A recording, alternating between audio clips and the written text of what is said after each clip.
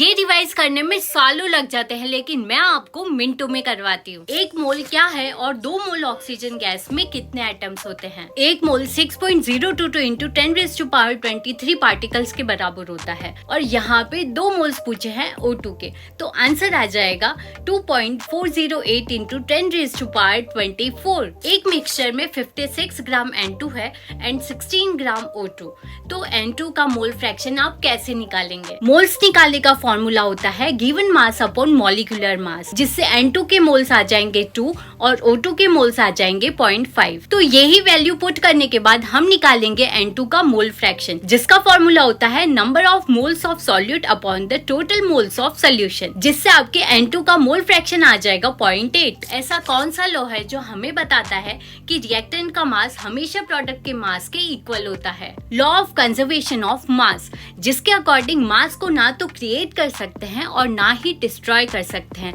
इसीलिए ये रिएक्टेंट और प्रोडक्ट साइड में सेम ही रहता है। लिमिटिंग रिएजेंट क्या होता है? ये ऐसे रिएक्टेंट्स होते हैं जो रिएक्शन में कम्प्लीटली कंज्यूम हो जाते हैं और मैक्सिमम अमाउंट ऑफ प्रोडक्ट का फॉर्मेशन करते हैं। Fe3+ की इलेक्ट्रॉनिक कॉन्फ़िगरेशन क्या होगी? Fe की इलेक्ट्रॉनिक कॉन्फ़िगरेशन होती है 3d6 4s2, लेकिन यहाँ पे Fe के ऊपर +3 चार्ज है, तो ये 3 इलेक्ट्रॉन्स रिमूव हो जाएंगे, जिससे आपके Fe3+ की इलेक्ट्रॉनिक कॉन्फ़िगरेशन हो जाएगी 3d5।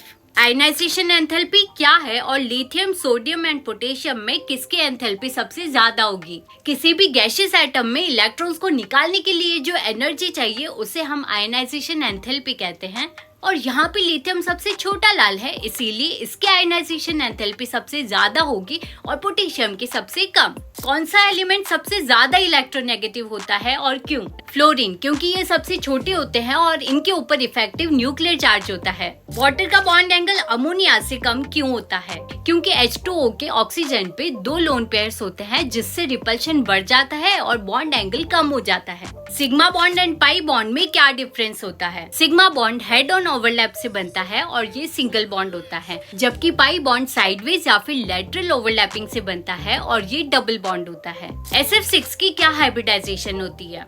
यहाँ पे 6 बॉन्ड पेयर्स होते हैं, इसीलिए इसका हाइब्रिडाइजेशन हो जाएगा sp3d2 और शेप हो जाएगा ऑक्टाहेड्रल। कांस्टेंट टेम्परेचर पे प्रेशर इनवर्सली प्रोपोर्शनल होता है वॉल्यूम के।